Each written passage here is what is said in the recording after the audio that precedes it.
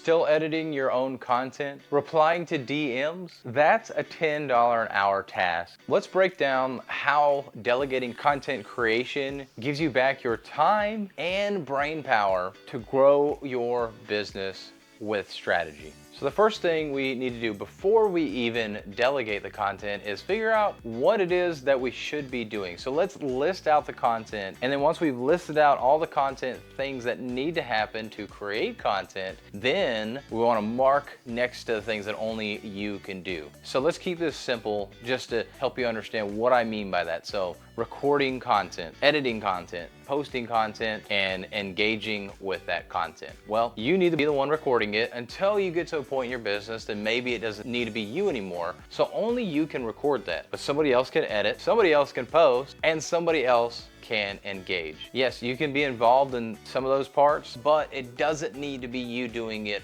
all. So make sure you create that list of everything that you do currently to create content and see how somebody else could create that content for you. You know, what things can they do and what things do you still have to do? So create that list, which leads us into our second point, which is once you've figured out what on that list you don't have to do, hire a virtual assistant to take on that work. Or if you have a team that somebody has availability and can do that, bring them in to take on some of those tasks so you can focus on things that are more important. And if you're really new at the content creation, here's the thing as well that you're probably not thinking about is actually coming up with scripts, coming up with thumbnails, figuring out what's the best time to post. Those are all things that don't have to be you. Yes, you want to give input on these things. You want to give your thoughts and who you're trying to talk to. Is it going in the direction that you want it to go in as the business owner? But you don't need to come up with every single idea. I give my content team ideas all the time. Hey, saw this video, thought it was funny, would love to do something like that. Hey, I was talking with a prospect on a sales call and here's what they said. Let's create some content around that. I give them ideas, but they're also researching ideas for our content as well. Number 3, use systems like Google Drive and Asana to stay organized. This is actually something we do on our team. So I'll record this video right here. I will then upload it to Google Drive and I'll create a task within Asana that says storage. That's all I do. I just say, here's the link to where I put it in Google Drive. And my team then takes it from there. They separate it out based on raw video, edited audio, show notes, thumbnails, you name it. They're putting a list of things together to organize that folder. And then they go and post on my behalf. They create the descriptions. They create all that stuff I talked about, thumbnails, all of that. And then as engagement comes in, I'm actually still taking that on because I want to do the engagement. But again, I'm doing a $10 task that maybe somebody else should do, but I still want to be involved in that so I can see firsthand what our people are saying. But I also encourage my content team to look at what the audience is saying, but then also what am I saying so they can continue to know my brand voice and know how I speak to help create new content in the future. And then number 4, let go of perfection. I mean, seriously, something done by somebody else, even if it's 80% to the level that you can do it at, is so much better than it being done 100% by you. I can't tell you how many times I've seen business owners, and actually even myself personally, where we feel like somebody else can't do the thing as good as us, and it turns out they do it way better than we do. That is true.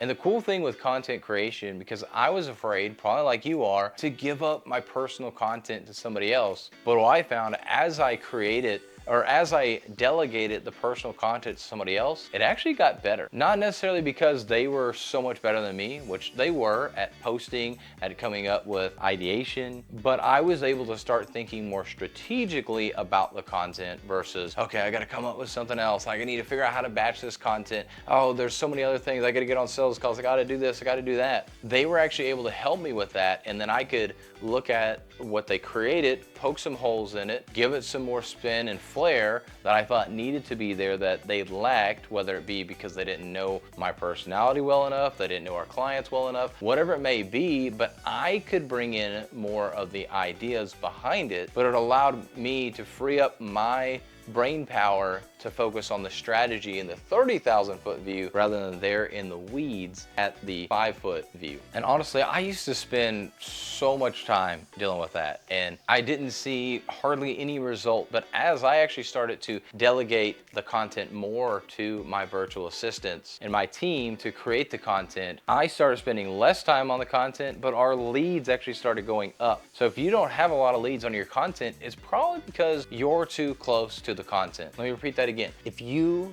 don't have enough leads coming in from your content, it's because you are too close to the content. Allow somebody on your team, get somebody on your team that can focus on the 80% of the work of the content while you focus on the 20%, the strategy behind the content, and watch the leads start to pour in. And so if you're ready to grow with a content team, if you're ready to make your content better while you do less work, message Virtual Assistant and I'll help you create your content team for you so your content can bring in leads.